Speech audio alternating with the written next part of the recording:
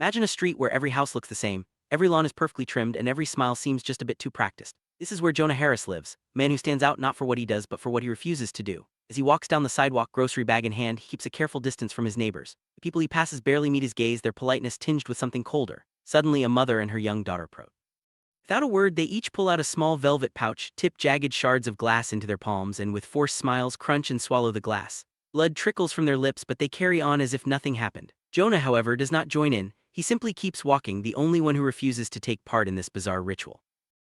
Later that night, Jonah's home is cluttered with moving boxes, a sign he's preparing for change. The doorbell rings and he's greeted by his older sister Lydia and their mother Carol. Both women have faint red stains at the corners of their mouths, a telltale sign of the glass-swallowing ritual. They've come to plead with Jonah before the neighborhood vote. Carol, her voice trembling, urges him to conform, insisting that a little blood is simply polite, a way to show you care about your neighbors.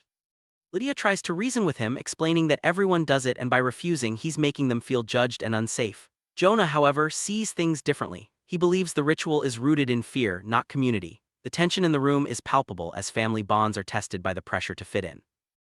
As the conversation unfolds, Carol's eyes fill with tears, tiny, red, and unmistakably tinged with pain. The looming neighborhood vote hangs over them all, threatening to decide Jonah's fate if he continues to resist. For his family and neighbors, swallowing glass is more than a ritual. It's a symbol of belonging, a way to avoid awkwardness and maintain the illusion of harmony. But for Jonah, refusing to participate is an act of courage, a stand against self-inflicted harm for the sake of appearances. The story leaves us questioning, what are we willing to endure just to fit in, and at what point does conformity become more dangerous than standing alone? As the night deepens, the cost of nonconformity becomes painfully clear, setting the stage for a decision that could change everything.